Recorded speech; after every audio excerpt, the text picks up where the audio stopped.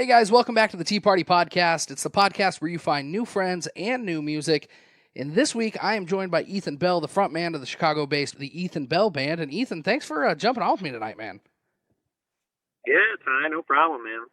I'm actually a big fan of your show, so it's cool that that I get to be on it.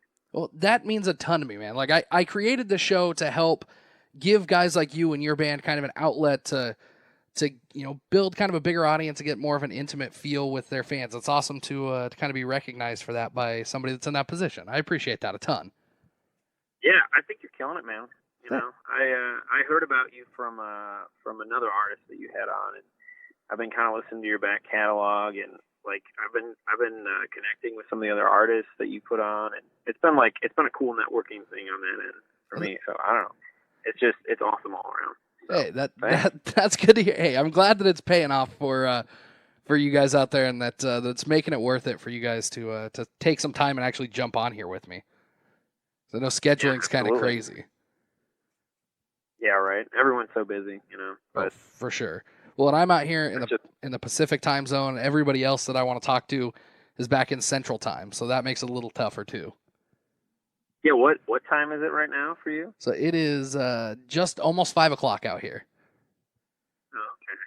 So right. Just 2 hours ahead of you guys. I'm a musician, so I work late anyway, so not bad. And that's the thing that I run into when I'm trying to schedule people for this podcast is I'm available at nighttime, and that's when all the musicians work. So it's trying to find a time that hey, I know you have this one night off with your family this week. Can you take like half an hour to chat? Yeah. Well, here, let's start with, before we get into the band and everything that you guys are doing there, let's start with who you are. Give us the Ethan Bell, Wikipedia. Where'd you come from? How'd you get where you're at now? Yeah, sure. So the short first paragraph on Wikipedia, I was born in Lombard, Illinois. My family moved to Yorkville, where I live now, when I was 6, and my family was we weren't like a bunch of musicians, but me and my sisters were homeschooled, and we all used to sing and kind of make plays and just put on shows from like a real young age. And my dad played in church, and I would pretend to play guitar on like a notepad, and so I was always kind of really into music. And I sang a lot first. I would like memorize songs, like stuff that my sisters listened to, like the Backstreet Boys and stuff like that, because all I knew was like what my sisters listened to, because I was homeschooled, and or church music.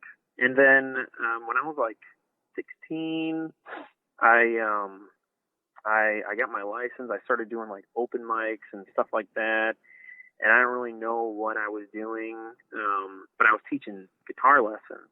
And I wanted to find a way to get more students, so I started playing to be able to teach more kids, because I thought I could make money doing that way. Like I always had like a business mindset, and so I did that, and I actually still have a studio right now. We have like 70 clients, and we're doing a recital this Sunday, so I'm getting ready for that. But I started kind of focusing in on country music like about 5 years ago when I started my band. That was like when Cruise came out, and country music kind of changed for this generation of country music. And like that was, for me, like that stuff is all a huge combination of stuff that like I ended up listening to, like as I got older, as I was a teenager. Like there's like a huge rock influence, there's like a huge like hip hop influence, and there's like still the country storyteller influence, and I just fell in love with that stuff, man. So, and then I started my band, and we've been kind of playing as a cover band. I don't like to use the word cover band, or like be like we play original music. I don't like to use those terms, but we were just kind of playing a bunch of covers and doing a bunch of our stuff. And just this year, we put out our first album, and are starting to push that. So. Well, and I definitely want to get into that and the new album and the music that you guys have out there. But you're from this little town in Illinois. How did you end up, gravitating towards that country sound? Because it sounds like you were kind of all over the place, which is great for from a songwriting perspective moving forward. But what was it that really kind of drew you in to the country sound? Because you mentioned Cruise, but your music isn't really the Florida Georgia Line style of country music.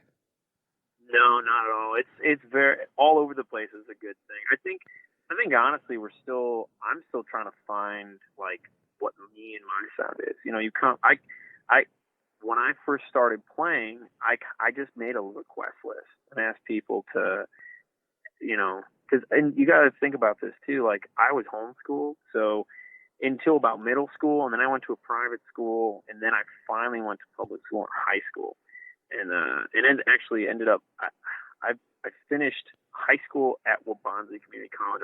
I graduated like 2 years early. But so like I wasn't exposed to a lot of different music. So like everything was new music to me.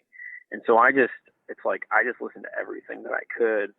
And I ended up listening to a lot of like top hits from all the decades because my like I said, I put out this request list and I just started learning music that, you know, people asked me to learn, you know. And so so I kind of got into country music. A buddy of mine, his name's Woody James, and he lives down in Nashville right now. He's working in a band called Carolina Pine. They're pretty awesome. You guys should go check them out. But it wasn't until I met up with him. It was, I don't know, I was like 18, 19, something like that. And we kind of started playing together, and he introduced me to like Johnny Cash and, you know, like, you know, Merle Haggard and I thought that stuff was cool too because I'd never heard it before, you know. But it wasn't like my thing, you know what I mean? And like once I started listening to, you know, like Florida Georgia Line and Sam Hunt and stuff like that, that's when I got into country music. So. Well, so now you're out there. You've got the Ethan Bell Band. Let's start off. Introduce everybody that's in the band. They're not with us, but they definitely deserve recognition. Oh, absolutely. So Brandon Weber is our guitar player and singer and our road manager. So me and him met through a mutual friend. He grew up in like all over the place, and he's currently living in Plano, Illinois, which is just one town over from Yorkville. So we met through like a mutual friend at like an open mic night, and I had him audition for the band to play. I'm a big Zac Brown Band fan, and so I asked him to play "The Wind" by Zac Brown Band. Are you familiar with the song? Yeah. So it's got that really cool like chicken picking guitar line, you know, that kind of leads us like pretty much the whole song is pretty difficult to play, and he just totally botched his audition. He didn't learn the song, but we were. When I was like 16, I started running this open mic in Yorkville, and so I invited him out. It was like my first regular gig. It was every Wednesday night, and I invited him out, and it was kind of like a jam session. And sometimes it was just me playing. Sometimes it was like, you know, other bands would come, and I would just run sound. But he came and played. We played like for like 2 hours or something. He was just sitting in, and he was awesome. So we got together, and then we had a couple other guys that we tried working with, and it just didn't line in or lock. You know, it just didn't lock. You know, it's like, and so we had a bunch of different names, and I think we probably spent like a year, between half a year and a year together looking for the rest of the band. And Johnny Gifford, our drummer, he's from Boylston, Massachusetts. He was an NIU student, and he was referred to me by the guy that we were working with, Mike Schwebke. Awesome guy, awesome steel pan player. And so I was going to Davenport to play this gig in Davenport, Iowa, and I needed a drummer, and so Johnny sat in, and it was the same thing where we didn't really rehearse much, and I just need someone to like play a cajon or like play a drum kit, you know, just to have some percussion, because it's this college bar that I was playing at, and and I forgot my guitar at the gig. No. Like, from back home. And so me and Johnny are like scrambling to try to find somebody to like bring a guitar, and he ends up calling a buddy that we rented this guitar from his friend. Well, it was like a friend of another friend. It was like Johnny didn't even know this guy. And it was this Epiphone Les Paul, and it was missing like 3 or 4 strings.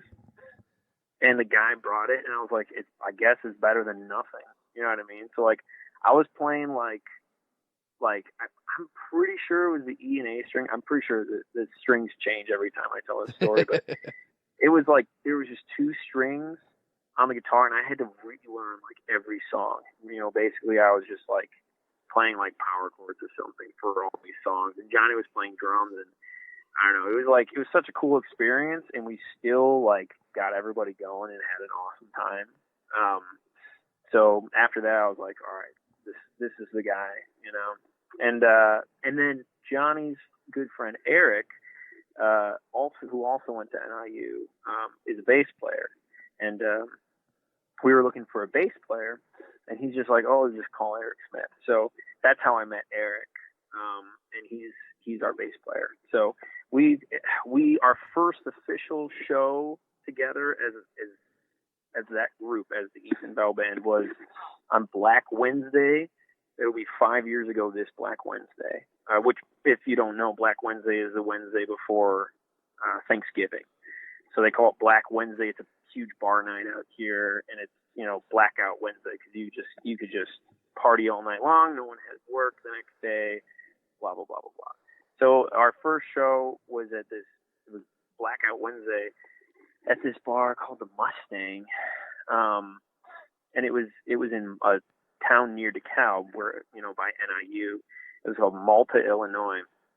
It's the only bar in this town, and the probably capacity at this place was like 40 people. You know, it was like a super small place, and the whole town came out, and like you couldn't get through this bar. You had to like leave through the front door to get to the bathroom, around like the back of the bar to go through the back door to get into the bathroom. Like, it was a crazy night. That's nuts. And we probably weren't ready to play the show, you know, because like we had just gotten together, the 4 of us, maybe a month before, probably not even a month before. And so Eric had to learn like 60 songs, you know, like in a couple weeks. And I don't know, it was a great experience, and we all really gelled well together. So we kind of took it from there, and my whole thing was getting us regular work, you know, whether it was like playing I don't really care at the time. It was just like, if we're gonna do a band, like, we gotta start making some money so we can like justify like playing music, you know what I mean? So we just started playing anywhere and everywhere that would have us come play, and just kind of still at that point just playing whatever, you know. So, but yeah, they're great guys. Now currently, we also have Andrew Schneider. He just joined us last year. He's from Rochelle, Illinois, and he went to Milliken, and he's our full-time engineer. So awesome, dude. Yeah, I actually I have a buddy that I used to work with from Effingham that actually went to Milliken also. It's okay. It's not a very big school, so it's a fun little connection. Yeah, well, you know what? Brandon actually went to Milliken too. Oh, nice. Before Andrew.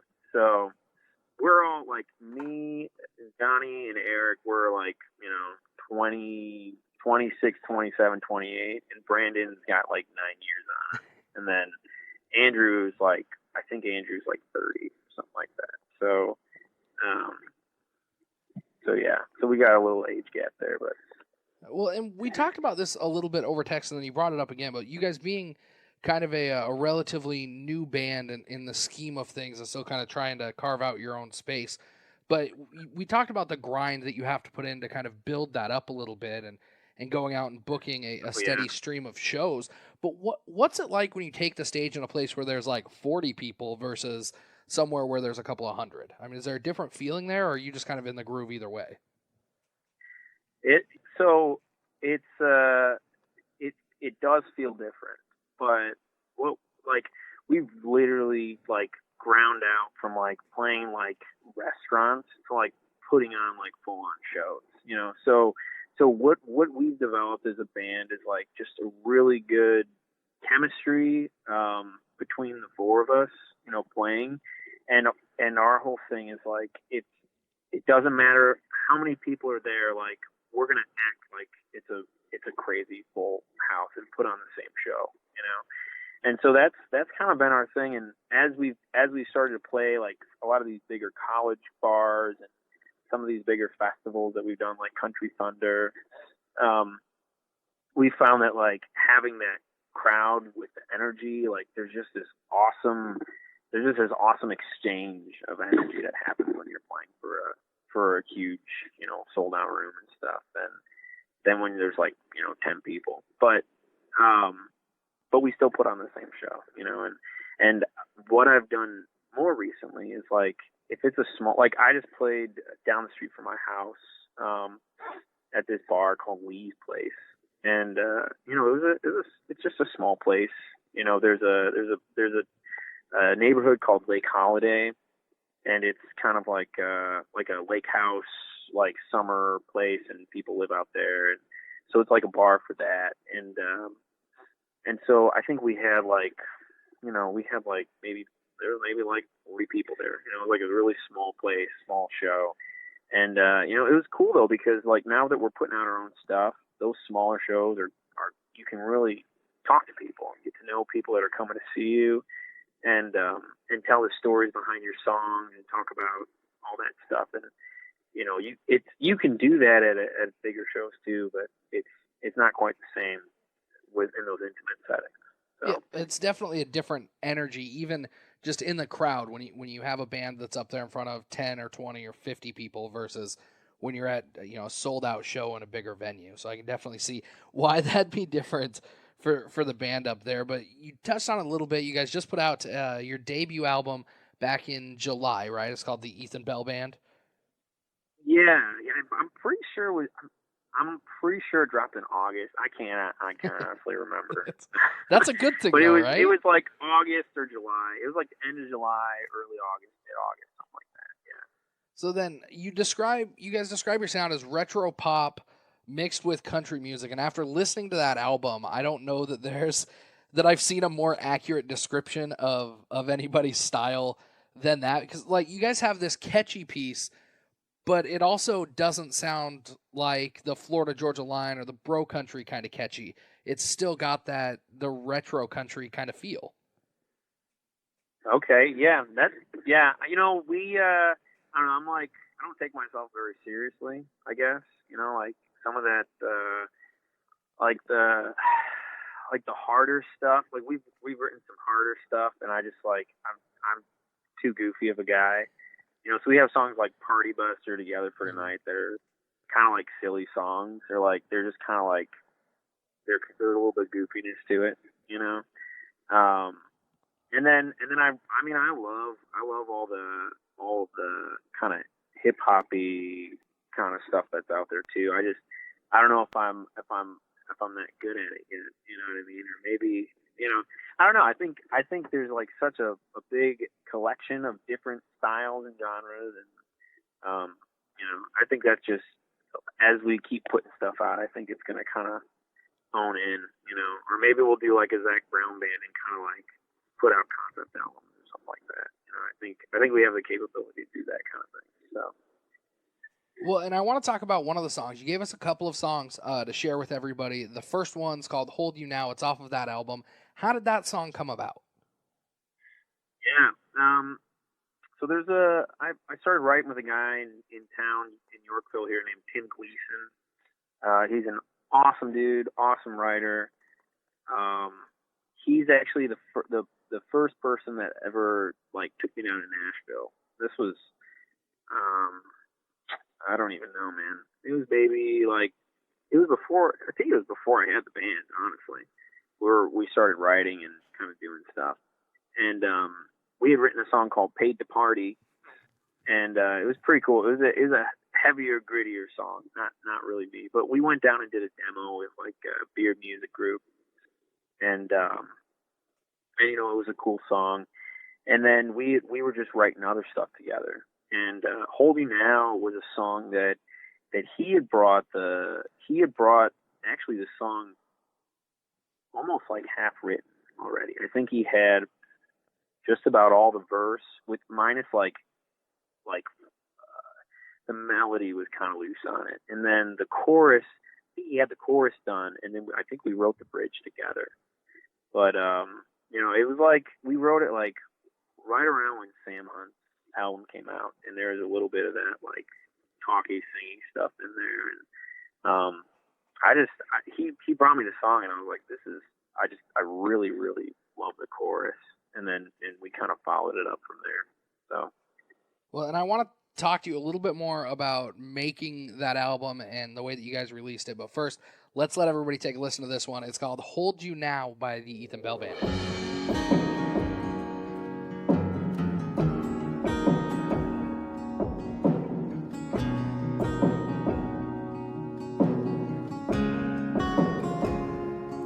I don't wanna hold you down, I just wanna hold you now. I don't wanna take your life, I just wanna take tonight. When you wake up next to me, you're gonna wake up young and free. I don't wanna hold you down, I just wanna hold you now. Many times do I have to walk by and pretend that I accidentally catch your eye? Yeah, I'ma skip all the cheap lines, and you can quit acting like you got somewhere better to go. Your smile is telling me everything, oh, everything I need to know. And you don't have to worry about what this means. You don't have to worry about anything, no. I don't wanna hold you down, I just wanna hold you now.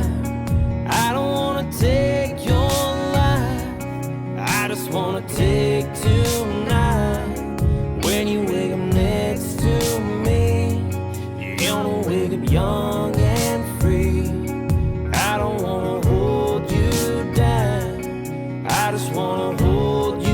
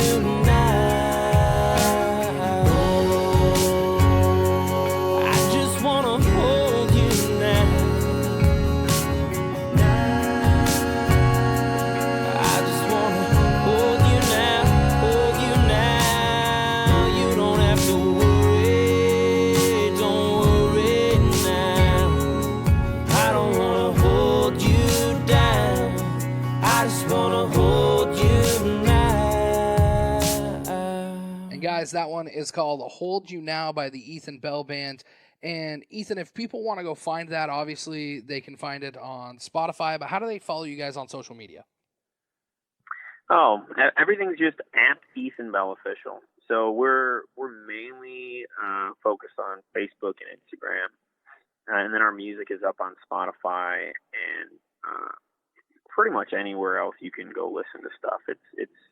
It's like your Google Play, your Amazon Music, your iTunes, it's all that stuff, you know.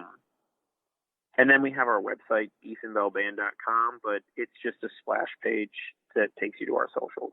So well, that's a good place to start then.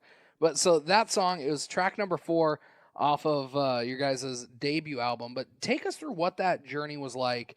You know, you build the band, then you try and build the following after that. At what point did you guys kind of decide, okay, we need to put out music, our own music? Because you started as a cover band, and now you're, or not really a cover band, but you know, you have enough songs now of your own. Yeah, well, you know what it is like I never use the term cover band because my like long-term goal was always to start writing music and doing it, and I kind of wanted to keep the packaging the same, if that makes sense. Yep, definitely. You know, so it's like people are like, oh yeah, the Ethan Bell Band, I know them, and then that way it's not like, guys, we're going from being a cover band, now we're an original band. You know what I mean? Like I didn't want to like have that conversation. So rather than doing that, we just never really put a label on it, and so we were actually playing most of the songs that you hear on that album. We were already playing out live for a while. And in the conversation at the shows was kind of just like, hey, these are some songs we're putting together, you know, or like, you know, I've been writing a lot over the last 2 years. And so I'll usually play new stuff at shows too. But the conversation with the guys, we had put out on the 17th, or I'm sorry, not the 17th, 2017, we had put out Party Bus just as like a fun song, just to throw it out there and be like, oh look, we wrote a song and it's fun and we can sing it at the bars when everybody's drunk, you know. And people still request that at our shows, you know. It's just kind of a dumb song, but it's I don't know, it's a lot of fun. Well, and it's a heck of a way to kick off an album. Yeah, it's like there's kind of like a meta thing to it too, where it's like the first track on the album. It's like hop on the party bus, like come along for the ride, listen to the album, you know. Or like we would open up our shows with it too, and it's kind of like this is gonna be a good time, you know. And then we put out Hold You Now back in 2017 too, like in August. And then the other two that we put out in 2018 was Some Girls Just Got It and On Your Mind. And we just kind of wanted to like start putting something out there, and like we didn't have a process built around it, and you know, a lot of this was like and we didn't necessarily know a lot of guys in our circuit or in the area that were doing the same thing. So it's not like we really had a model of like, this is how you're supposed to go do this, you know. And like at the time, it wasn't like, oh, you know what, we'll just like stop what we're doing here, we'll go move to Nashville, and we'll just figure it out down there, you know. So we kind of were already playing a ton. It was like, well, let's see what it's like to put something like this together. So those are kind of like little tests to like see what our recording process was going to be like how that's all going to go. And then I was doing a lot of like making demos for the songs that I was writing with like some of the Nashville guys that I was writing with, you know, working on getting cuts and stuff like that, like on the back end of that. And I told the guys in the band, and I was like, you know what, like we've got all these songs we've been playing, and our fans, it was at the point where our fans are like, why don't you guys have a CD? You know what I mean? Like, we come and listen to these songs at your shows, but we want to listen to them all the time. And so we didn't necessarily have like, you know, $20,000 to drop on an album. And so I was like, why don't we just do something like simple? You know, we can do it like with my equipment that I'm using to make demos and stuff like that. And like, we can take for the fans that really want to hear our stuff and want to take it, and then we can use it as a platform to launch and like do something bigger next year or in 2 years. You know, like we'll use the money from the album to do like, you know, something bigger, go down to Nashville, hire a producer, you know, stuff like that. Just as kind of like a small step forward. So that's what we did, you know, over like a handful of months. we recorded the songs and, mixed them and mastered them, and it was like a self-produced thing, so it was our first whack at that. And I mean, honestly, we learned just so much as a band, and so, like, me personally, like, as a songwriter and a performer and all that, it was a great growing experience for me, and our fans are really happy about it too. So. Well, and going back and forth to Nashville to try and get that sound, you guys are working on that right now for some new music for 2020, right? Yeah. So actually, right now we're so one of the guys that I've been writing with over the last few years just started a music group. They're called the Next Level Music Group, and he's been going back and forth from Nashville over the last I don't know, 5 years or something like that. He's out of Woodridge, Illinois, up here, and he wanted to do something bigger than just be like, "Hi, I'm Steve, and I'm a songwriter," Yeah. And so he started the Next Level Music Group, and so I'm working with him. He's almost like my writing manager, if that's even, I don't think that's really a thing, but he's managing my writing schedule and helping me with that. And then we're working with my booking manager, Francesca, with Blue Ant Music, and we're kind of putting together a whole plan for 2020 and 2021. So right now we're talking to producers, and we're interviewing producers right now. So we got a good amount of money put away for from album sales and just playing a lot. And so we're going to do 2 new singles in 2020, and we're going to be going down to Nashville, bringing the guys out, working with a producer. I don't have the name of the producer yet, but they're all, the guys that we're interviewing are all working with major label artists. So I'm pretty excited about that, because it's just my whole thing has always been to do a little bit more every year, and this is pretty big for us. Well, so, that's definitely a big step. Getting to the point where you can attract somebody that's a producer that works with bigger names like that. I mean, that opens up doors, especially in a town like Nashville. Yeah, absolutely. And then, so we got 2 big releases for 2020. We're going to do a small Midwest tour, and we're doing a small radio tour too with that. So I mean, it's the most we've ever done as a band, and because we've done so much over the last 5 years, it's like everything is just kind of the next step up the ladder. You know what I mean? This year we'll have played almost 200 shows. Wow. And so we have a great foundation of a network of playing, to be able to build up that next step of doing a small tour and doing all this extra radio and PR stuff.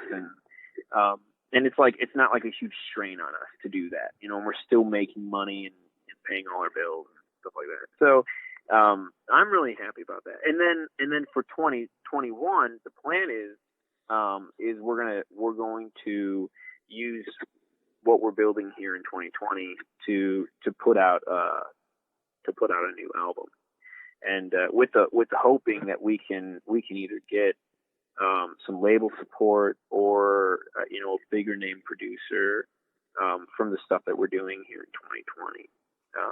So I'm really excited, man. And my wife and I are talking about moving to Nashville too. As there eventually that there'll be that bridge point too. So yeah, I was gonna say that's gotta not just eat up the cost when you've got to travel back and forth, but also the time. I mean, it's not a long flight between. I'm assuming you're flying out of Chicago or driving down. It's not a huge distance, but it's definitely one that I'm sure over time gets a little bit monotonous and eats up some of that creative time that you might have. Yeah. I mean, it's this year. I actually, because of how busy the band was, I didn't spend any time in Nashville. like I write almost 100% on Skype, which is awesome because I write with people in Canada and Nashville and Florida, you know, kind of all over the LA, you know, just kind of all over the place. And but we just bought a house. So I'm married. I've got 5 kids, and we're all very happy here in Yorkville. So we just bought our first house, and so I just kind of just to save on the cost, and with as much as the band is doing already, it was like I'll stay here, you know. And then so this next year though, I'll probably be taking a handful of trips down there, and I'm working on trying to get a publishing deal, and then obviously the stuff with the band too. You know, it's kind of like I'm kind of like always playing, like wearing multiple hats. You know, it's like there's like the artist hat, there's like the songwriter hat, there's the band manager hat. You know, it's like even though I have a band manager, you know, I still have to have those meetings and put that together. And I don't know, there's always a million things to do. So. Well, and technology has taken some of that strain off of it, but it's also opened some other doors. And I've been having this conversation with people more recently about the way that they release music. I mean, you guys obviously you put out that first album because you wanted to get something out there that you could put physically in the hands of your fans or give them a collection that they could listen to. But now next year you've just got a couple of singles. Is that something you guys are kind of weighing is how you release that stuff? I mean, have you kind of drawn the line that you just want 2 singles next year and then an album the year after that? Or are you still kind of playing with the best way to release the most consumable music? Yeah, well, so the big rock for me next year is doing something and building more of a network in Nashville. And like what I'm doing with the Next Level Music Group, they're building their network more down there, and so it's like getting with some producers with some credits, and then that opens the door to more songwriters and more writers, and it's like you meet one person and then you meet 2 more people and then you meet 5 more people, and it's like it just builds up, you know. It's like even just like figuring out about this podcast that you're doing. It's like Mike Keys, that you had him on for your writers retreat episode, you know, with Autumn Marie. It's like I knew him from when he lived out here, and then he started putting music out, and I was kind of following up and catching up with him, and then I saw that, and now we're talking, and then I met her, and we're probably going to write together in January of next year. So it's like, and then we write together, and maybe that goes awesome, and then we are now like tapped into each other's networks, you know. So like that's just a powerful tool. Or like even just being on this podcast right now, you know, it's like that leads to meeting other people. You know, like Austin Jenks, dude, I love that guy. His music is fantastic. We talked about that on Instagram. So good. I know, man. He's probably sick of hearing us talk about it. But no, I mean, I saw him. Let's see, I saw him at Windy City Smokeout this year. He played the and I don't know what they called it this year, but it's basically you have like the main stage that's all the way on one end, and then you have the other on the way back end by the food and stuff. They have it's like a radio station sponsored stage, and it's like up and coming Nashville picks or something like that. And he was on that stage. It was just him and his guitar playing, and he played like We Made It. He played Fat Kid. He played like 2 other songs. I Bet You Look Good in It. What's that one? It's Look Good in It, right? Yeah. But he played like those songs, and I was like, oh, that's cool. And then he also played Country Thunder, and I'm like 90% sure I saw him at Country Thunder too. And so it was like when I heard him on the show and I started hearing his music, I was like, shit, I know this guy. Like that's, you know, small world. So yeah, that's what I'm talking about. It's like one thing. You talk about that, another, you know. Yeah, you talk about that connection, and I mean, really, for you, you know, the connection that we have here with you being on the podcast started on like episode 3 with a guy named Jesse Quant, and he introduced me to Lila Bowden, and then she introduced, or Autumn heard that one, so then Autumn introduced me, or I guess reached out, came on, then she introduced me to Michael, and then you heard the Michael episode, and then here you are. I mean, it's like 6 steps to get here, but it really is. I don't think people realize how small the country music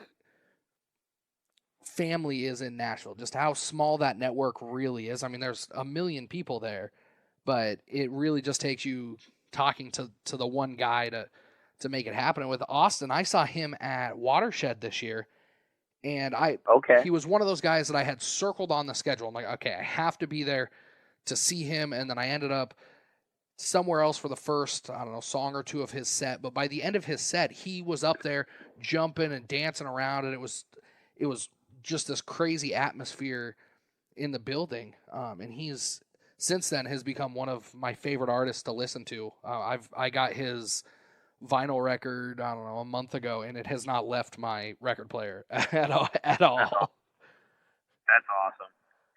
But go ahead, man. No, go ahead. I was just going to talk more about Awesome Jenks. So, yeah. But so you gave us another song. You guys just released a music video for this. By the time this comes out, it'll be a couple of weeks ago. It's a song called "Hurt Somebody." It's your first single. I love this song just because of the story. When you listen to it, it kind of pulls you in a couple of different directions. But how did this one come about? Okay, so this was a song that, like when you're writing songs, there's a couple different ways to do it. And, a lot of the ways that I end up writing is usually we get together at the beginning of the write, whoever I'm writing with, and we'll throw out like 3 titles, and we'll usually write from the title. Or, sometimes you write from you have a melody or you have a song half written, like Hold You Now, where it's like, this song I almost have finished. Let's finish it now. But Hurt Somebody was a title that Steve Smentek brought, and it was just a 2-way write. And he was like, I pitched this to one of my female artists, and she was like, I don't think I can write this. I think it'd be better with like a male artist. I think you should write with a male artist, and that would be cool. So he brought it, and the song pretty much just fell out, like in like 90 minutes, But the whole idea behind the song, it's just kind of a playful, like, flirtatious song. The guy in the song, it's like his wife or his girlfriend is like gonna go out, and she looks all dressed to the nines, and he's like, oh, you look so good tonight, you're gonna break some hearts out on that dance floor because I know you're coming home to me, and all those guys out there don't. So it's just kind of this guy like flirting with this girl like before she goes out to go have fun, And Steve and I are both married, and we kind of drew from that, where it's like, oh, honey, you look great. Like, go break some hearts out there, have fun, So. Well, here, let's let everybody take a listen to it. This one's called "Hurt Somebody" by the Ethan Bell Band.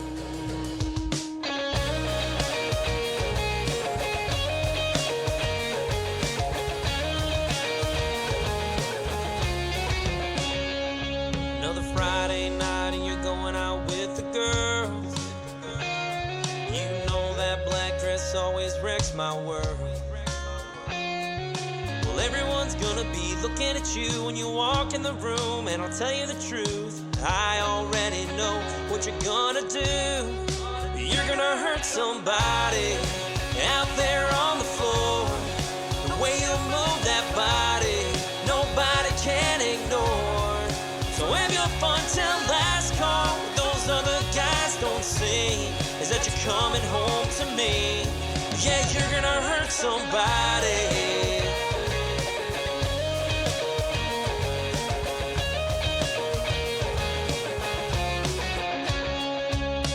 I ain't joking when I say you're gonna break some hearts. Every guy's gonna wanna know who you are. They've been chatting you up, getting to know your friends. Baby, where you been, what you drinking? We already know how the story ends. You're gonna hurt somebody out there on the floor.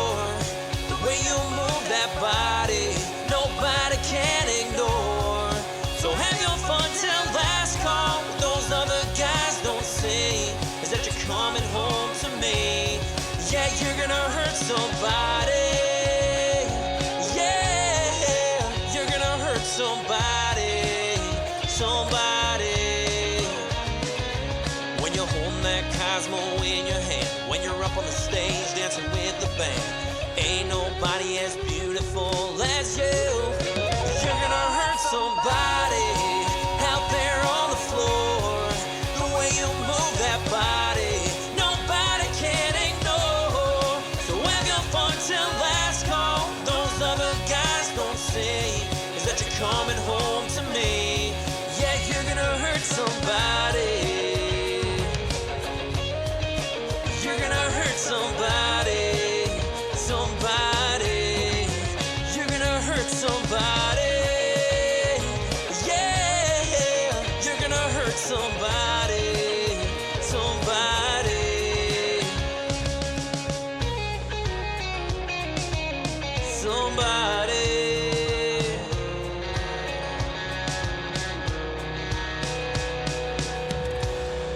That one is called Hurt Somebody by the Ethan Bell Band. And Ethan, you guys just put out the music video for this one. It was filmed at DZ Records. How did that happen? I mean, it's a cool place, it looks like, to film a music video. You guys look like you were having a good time, and really it's just kind of like a filmed for performance in there, right? Yeah, it's actually a live video. So like the audio you hear is us playing live in the studio. So yeah, I mean this place DZ Records, I've seen their videos before. We didn't have like a huge budget to do an all around music video. And I'd seen their stuff before, and I was like, doing something in studio like this would be awesome. You know, part of my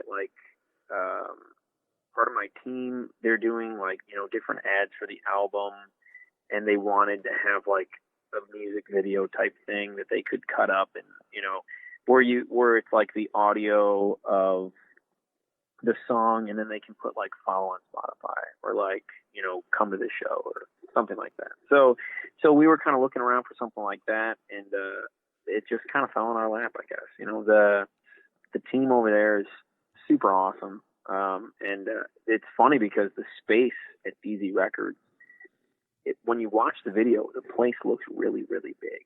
You know, and I've watched a bunch of their videos, and I was like, oh, this place is huge. And I came in there, and it's this guy's like tiny townhome house, and you go in there and you go down in the basement, and it's like, I don't know. I mean, it's like going into like a studio apartment, but there's like all these cameras and like cool things set up in this, you know, this tiny room. And it's just because of the way the cameras are all set up that makes it look so spacious and big.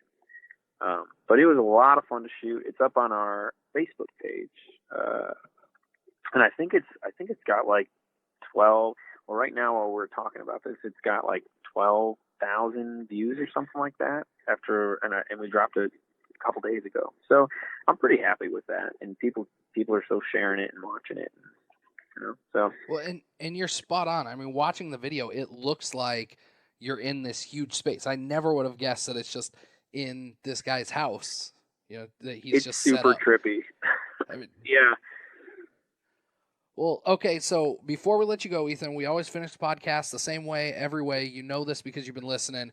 It's called The Final Four. I feel like now that you've heard a couple of the podcasts, you've been studying up on these questions, because I should change them, but I haven't.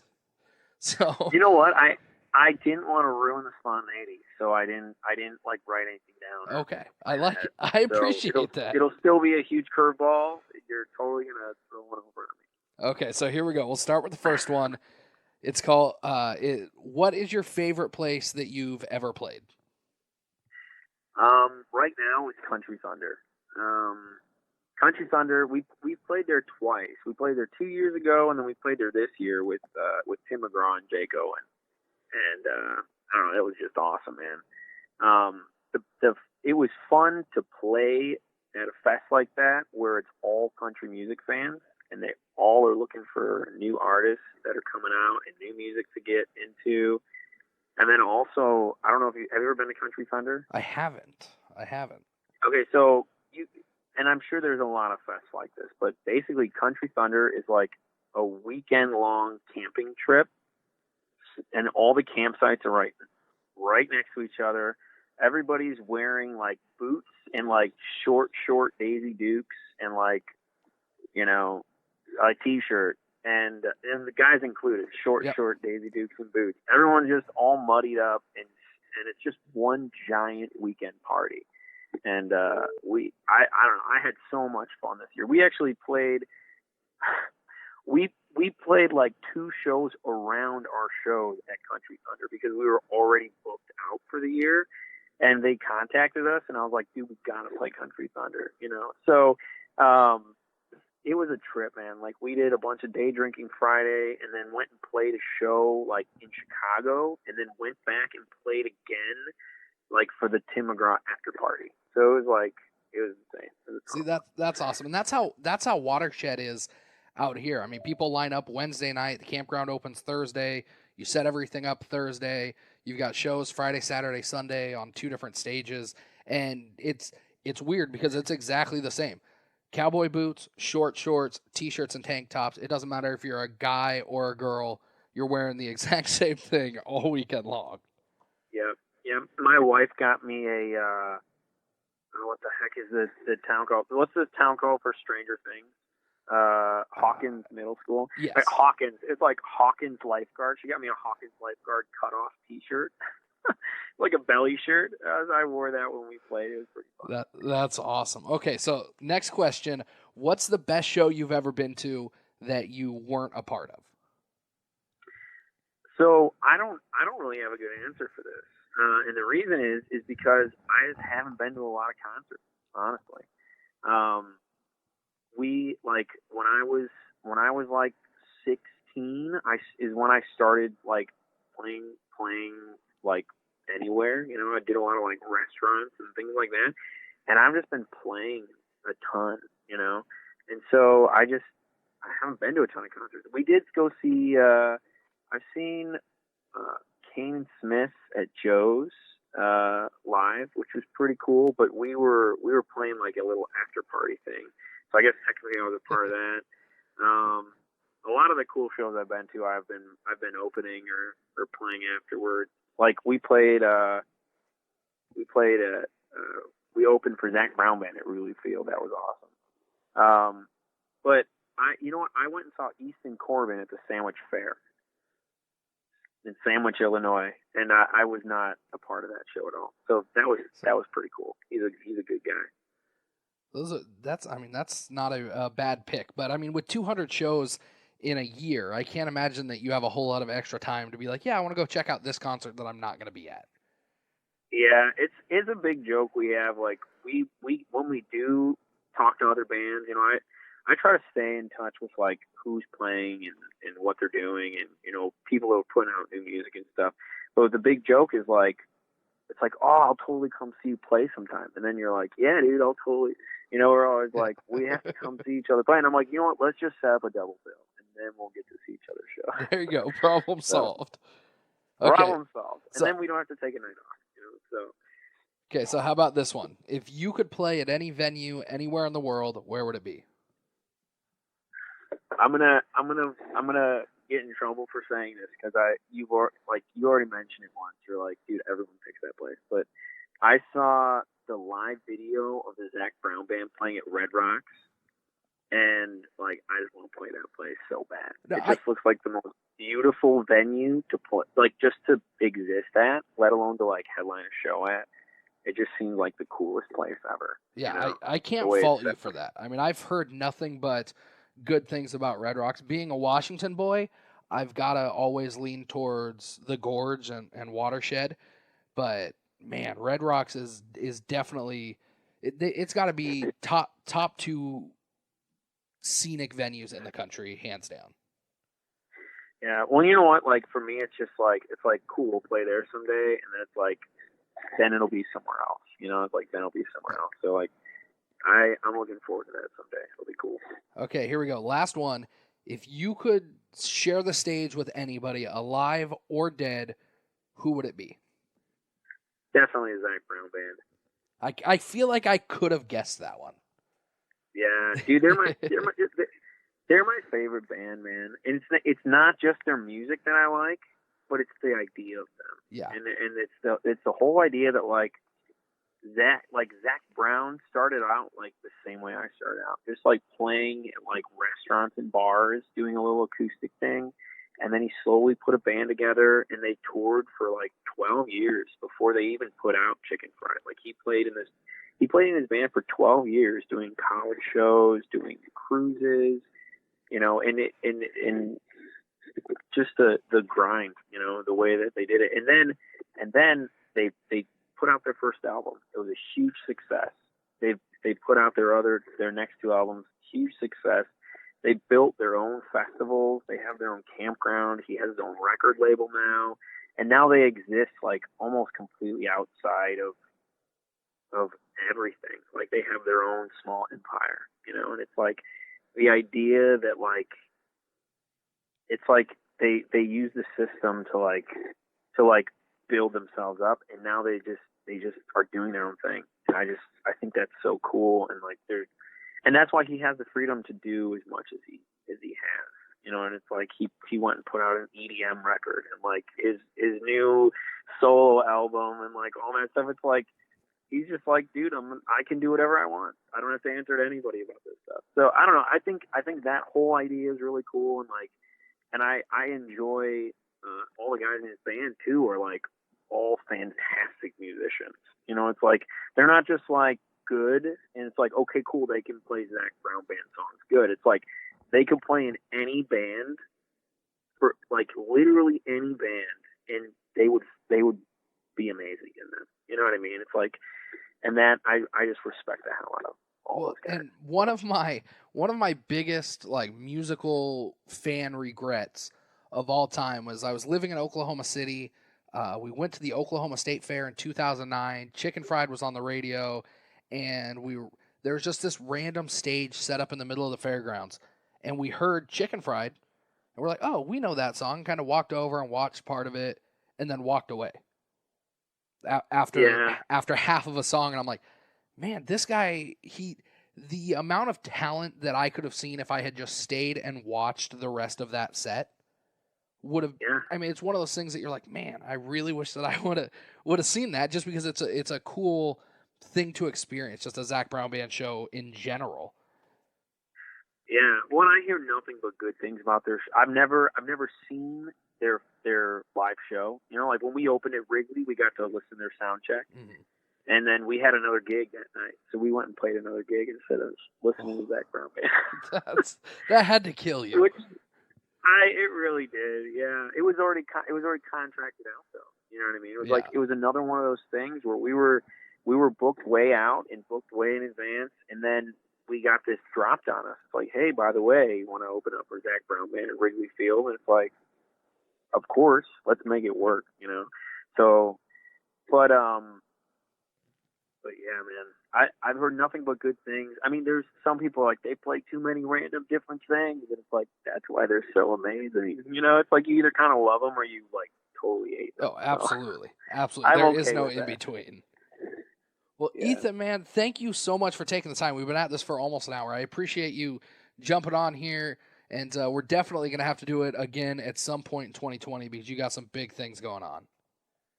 Yeah, I'd love to, man, and I'll stay in touch too, man. I love your show, and I'm going to keep listening. So. Well, and if you're going to be in Nashville quite a bit next year, maybe we'll have to find a time that I'm down there also and do this in person. Cool, I'm down.